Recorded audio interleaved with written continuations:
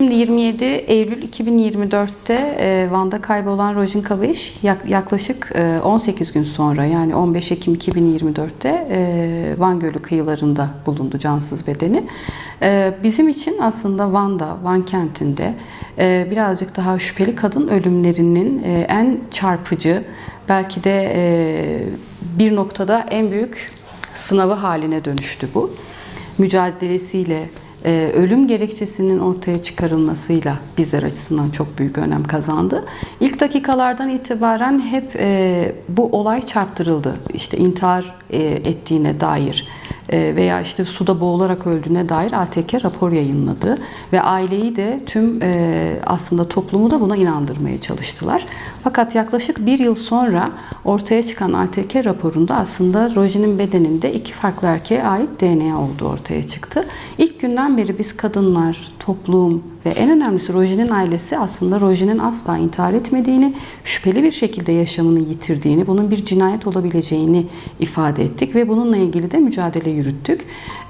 Aslında hem ailesinin hem de toplumun yürütmüş olduğu mücadele sonucunda gerçekler yavaş yavaş gün yüzüne çıkmaya başladı. Rojin'in bir cinayet sonucu öldürüldüğü ortaya çıktı. Şimdi tam da buradan baktığımız zaman Türkiye'de artan kadın cinayetleri, şüpheli kadın ölümleri, buna bir de aslında bizim bir dikkat çekmemiz gerekiyordu. Bir farkındalık yaratmamız gerekiyordu. Yarışmayı düzenlerken Van Eğitim Şubesi Kültür Sanat Komisyonu olarak yarışmayı düzenlerken ilk olarak Rojin Kabayiş'in ailesinin ve toplumun yürütmüş olduğu adalet mücadelesini büyütmekti amacımız. Rojin Kabayiş'in adını yaşatmaktı ve sonrasında aslında kadın cinayetleri, şüpheli kadın ölümlerine dair bir farkındalık yaratmak ve bu anlamda mücadele hattı oluşturmaktı en temel amacımız. Evet, bir yaş sınırımız var. 18 yaşından büyük tüm bireyler katılabilir. Herhangi bir cinsiyet sınırlaması koymadık. Kadınlar ve erkekler yazabilirler. Tabii özellikle biz şunu söylüyoruz. Temamız kadın.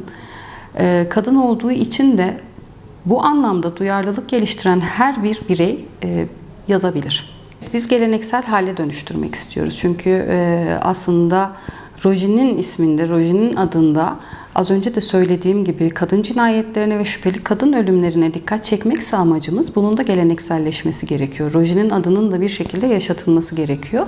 Aslında Eğitim Van Şubesi olarak geleneksel bir yarışmamız daha var. Her yıl Musa Anter Dostluk ve Barış Turnuvası düzenleriz. Uzun yıllar futbol turnuvası olarak yapmış olduğumuz bu çalışmayı bu yıl karma bir şekilde voleybol turnuvasına dönüştürdük ama amacımız orada Musa Anter'in ismini yaşatmaktı. Aynı şekilde, aynı inançla Rojin Kabayiş'in adını da yaşatmak üzere bu yarışmayı da geleneksel hale dönüştürmek istiyoruz. Bizim için oldukça kıymetli bir çalışma. Ama bizim için olduğu kadar da Rojin'in ailesi, Rojin'in sevenleri ve Rojin'in adalet mücadelesini yürüten herkes için de çok önemli bir çalışma. Bu yarışmanın en başında biz Rojin'in ailesinin rızasını aldık. Çok da mutlu oldular. Rojin'in isminin yaşatılmasına, adalet mücadelesine katkı sunmamıza. Adalet mücadelesini elbette ki çeşitli yollarla arıyoruz.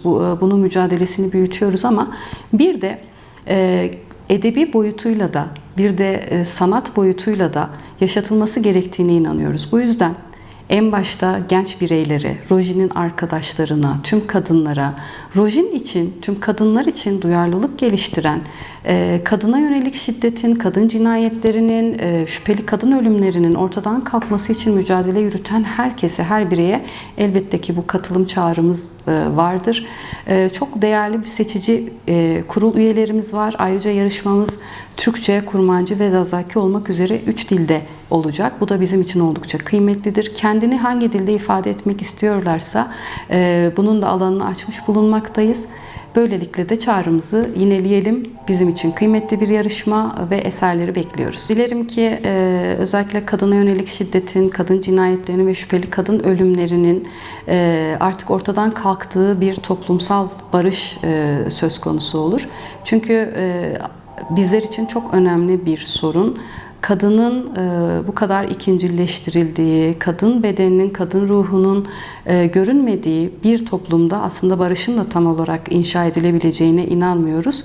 Biz diyoruz ki bu güzel günlerde, barışın konuşulduğu bu günlerde kadın olmanın getirmiş olduğu güzellikleri yaşayalım, birlikte yaşatalım, yaşayalım ve yaşatalım diyelim.